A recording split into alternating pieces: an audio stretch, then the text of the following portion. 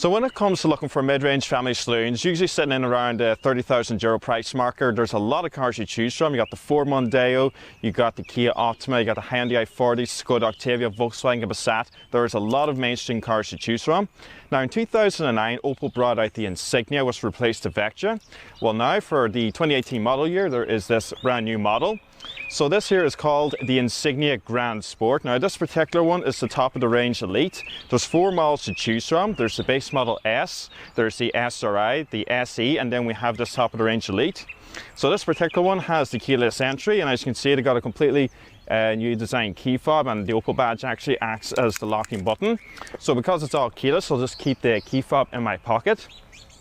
So first thing you'll notice about the new Insignia is the design is all new. It has a completely new body, and I must say I really do like the way it looks. It's a beautiful design. It's a very good looking, elegant, modern looking car. And of course you have the signature chrome going across the grille like in all modern day Opels, and you also have these IntelliLinks LED matrix headlights, and if you actually look down here, they even inscribed that on the headlight itself. Now coming around to the side, it has these very nice 18-inch 5-spoke alloy wheels. Now these look really nice and sharp on this car, and this particular car is finished in mineral black. And if we come around to the side, it has the tinted rear windows, and at the rear they've done a fantastic job as well. So it's got these new designed LED taillights, very similar to what you find on the new Astra. And the boot release, even though I have the car locked at the moment and keys are in my pocket, if I just push down on the bottom of the Opel badge, you can see the boot space itself. Now the weird thing about this is the space in the back of the last Insignia liftback was 530 litres, yet somehow they've managed to reduce that and make it 490 litres. So I'm not really sure how they managed to sacrifice 40 litres of boot space, but somehow they have. Now it is massive inside. As you can see, it's very big and open. You got extra compartments located off to the left and right there for additional items. As you can see, I got my filming equipment back there. My tripod is the only thing sitting out. You also got these additional hooks off to the side for hanging on little bags. And if I just pull up the boot floor here, you can also see we got the Space Saver steel wheel. Now the other thing about the new Insignia you should know about is it used to be available as a 4-door saloon, a 5-door liftback and a 5-door estate. However, the liftback was always the best selling model, simply because, as you can see, this rear hatch opens a lot and there's just a lot of accessibility to the boot compared to the 4-door saloon. So they've axed the saloon and it's just the liftback and the estate now. And if I just fold down the rear seats here, very easily done. If I just unlock the vehicle and I just pull this handle here and they fold down. And as you can see, they go down in a split 60/40. Now the only problem here is, even though the seat folds down pretty well, there is a bit of a ledge left behind. But in saying that, there's a lot of space should you want to move larger items towards the back seat area of the car. So speaking of the back seats, if I just fold up this again, when we come in here, now the one thing you'll notice is the amount of legroom that I have back here is phenomenal. I mean, I have the seat in my driving position, and just look how much legroom there is. I mean, I have to stretch out all the way just to touch the back of the front seat. And the headroom back here is excellent as well, and you even have LED interior lighting. We also got this very large centre-mount armrest with 2 integrated cup holders. And in the centre here, you got the rear vents, and there's also 2 USB plugs for charging your mobile devices, and there's also storage pockets in the back of each front seat. So if we just get out, one thing I should show you is the fuel filler cap door. Now this is actually something we noticed at the very beginning of the video. It is quite big, it's a very large door, but they also insert the AdBlue diesel exhaust fluid here as well alongside the fuel filler cap. But I think the overall styling of the new car is fantastic. I think it's a very beautiful looking car, very modern, very elegant design. It's certainly going to compete very well with the likes of the Volkswagen Passat, the Toyota Ventus, the Ford Mondeo, all its main rivals. And as I said, this particular car is completely keyless. So on all 4 door handles, you'll see this chrome button here. So when I press it, the car is locked, as you can see. And just press it again to unlock the vehicle.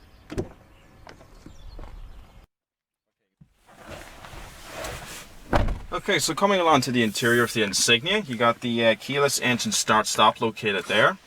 So just apply the clutch and press it, and the car fires right up. Now the whole interior is all new from the previous car, and the first thing we're going to look at is the gauge cluster. So you got some analog gauges here on the left and right there for the rev counter, the fuel gauge and so on, and has these very nice chrome rings going around the gauges. And then you have this full digital display. So to operate that, you got your controls on the steering wheel. Now you have your traditional controls for the cruise control, voice command, and media controls for the radio. But if I just use these arrows here, I can go through the trip computer, A and B, fuel range, remaining oil life, tire pressure monitoring, lap timer, following distance, your average fuel economy, gives you a live feed, and then just having the speed read out in kilometers per hour there. So if I press the left button, you can display your audio up here, your mobile phone, and if I actually click nav, it will give me a wee map there showing the satellite navigation. Now that's a very nice little display and very handy to have. So the digital trip computer is very nice, and you know, all the media displays up there are really nice as well. It's a beautiful design, and the gauges just look fantastic. Then we get the steering wheel itself. It's a lovely thick leather wrap 3-spoke design with electric power assisted steering. You got very nice thick 10 and 2 notches, so a nice beefy wheel, nice to grip on. You got lovely white stitching as well. And then coming in here to the center console, you have the IntelliLink 900 system. Now this is a lovely display, the graphics are excellent. As you can see, the touchscreen response is very good as well. If we actually just crank up the volume, sound quality is very good. Just need to turn down real quick in case I get one of them copyright notices. You can also have an optional Bose sound system, which I'm sure is excellent, but to be honest with you, the standard sound system in this car is more than adequate. So if I actually just click on audio, you got all your main things here for browsing through the radio stations, media, and also you have the preset stations down here. You can just scroll through them. And then you got your main home button located here. You can also pull up your mobile phone. You also got the satellite navigation. Very nice display there, excellent quality from that, and you can zoom in and out from here as well.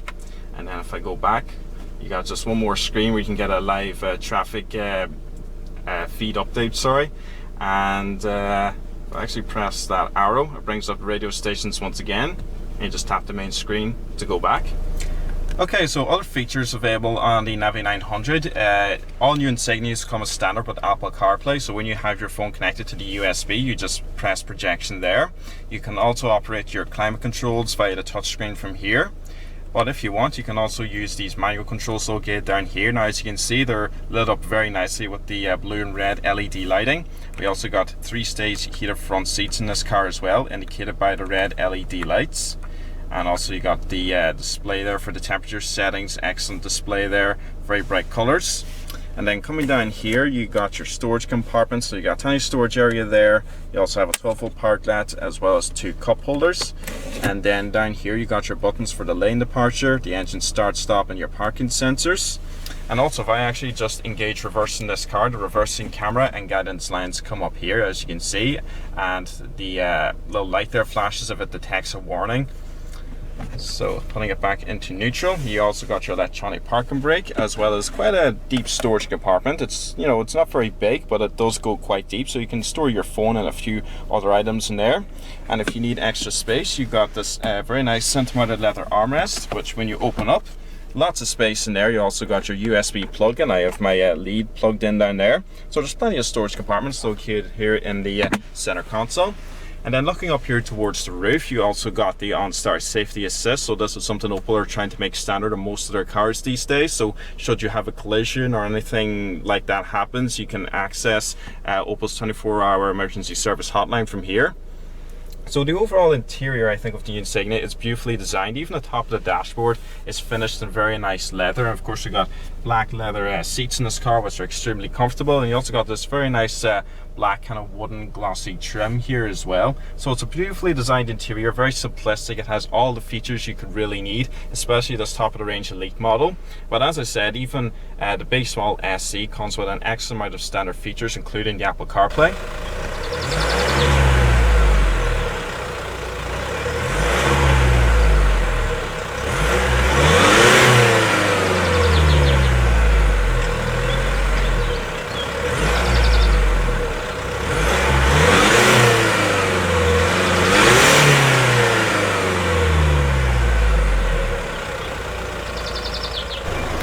And the bot release is located under the dash on the driver's side.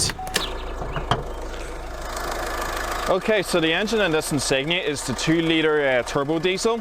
It produces 167 brake horsepower with a top speed of 139 miles per hour.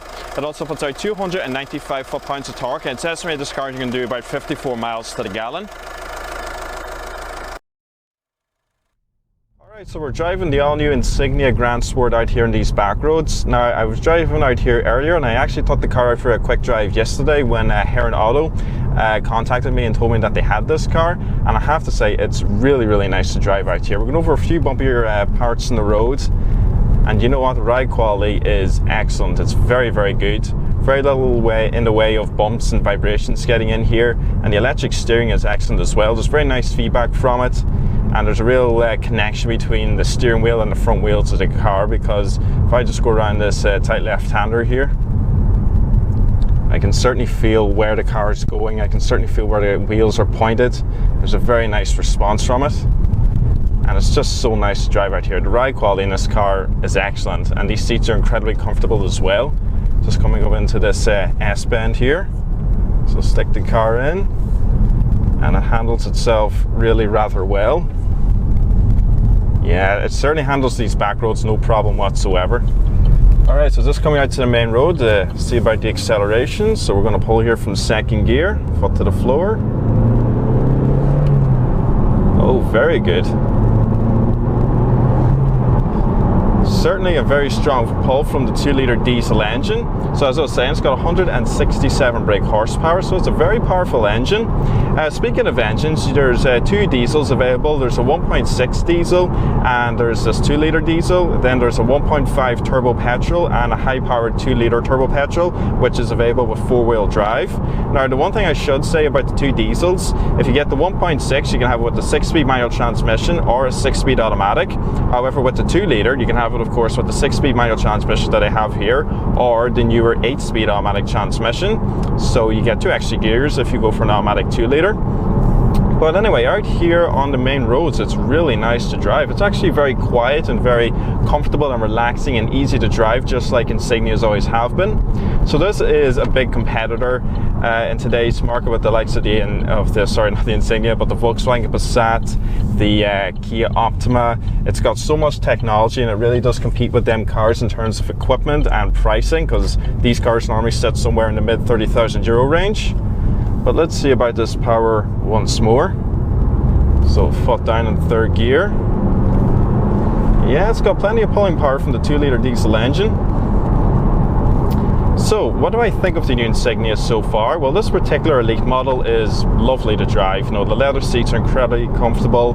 There's so much good quality materials used in this car. There's soft touch plastics, and there's lots of leather like on the top of the dashboard, and there's a lot of options to spec on the new Insignia Grand Sport. You can even have a heads-up display, as well as many other features, which I will list in the description box below anyway, or I'll have some kind of information located down there. But right now, out here in the open roads, it's quiet. It's very quiet, it's very relaxing, it's very easy to drive, and you have all the power in the world when you need it. Even here in 5th gear, if I even blip the throttle, it picks up and goes in no time at all. So it's a very responsive, peppy 2-litre diesel engine. And out in the back roads, it's a very comfortable, relaxing, easy car to drive. It handles itself over the bumpier bits very well. The overall suspension is excellent. It's a really nice car to drive, and I'm pretty sure this new Insignia, like the previous one, is going to sell in very large numbers and sell very well. Okay, the third and final time with this acceleration. Very good. I'm pretty sure the 1.6 diesel pulls very strong as well, but this 2-litre is certainly very good.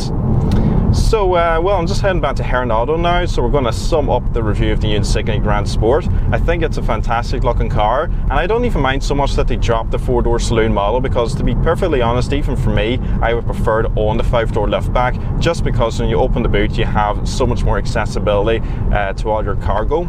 But overall, it's a wonderful, wonderful car to drive. It's very quiet, very smooth, very good, strong 2-litre diesel engine, plenty of power, will return excellent fuel economy, well over 50 mpg, probably closer to 60 mpg if you're very careful. And it's got excellent standard equipment. I mean, this IntelliLink system is lovely. You got your Apple CarPlay. I really like the new gauges here with this digital display in the middle. You've got your cruise control, your LED matrix headlights. It's a beautiful car to drive. It's beautiful to look at from the outside as well.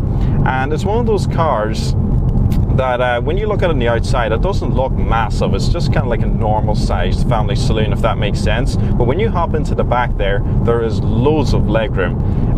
There's another car, the Skoda Superb. Now that is a very big car from the outside. You can see how long it is, but when you get inside, it has the same amount of legroom as this car, yet this car looks a bit smaller, if that makes sense. It could be something to do with the liftback design, because compared to the 4-door saloon, the liftback kind of stops a little short on the actual boot lid itself. But overall, it's an excellent car, and I think this one is priced at just under €38,000. Now bear in mind, this is a very well-spec'd top-of-the-range elite model with the 2-litre diesel engine, but I will be listing all the prices and specifications and so on, along with all the details regarding Heron Auto in the description box below. So everyone, I hope you enjoyed this full-in review of the all-new 2018 or late 2017 Opel Insignia Grand Sport Elite. So thank you very much for watching, and I'll see you again in the next video.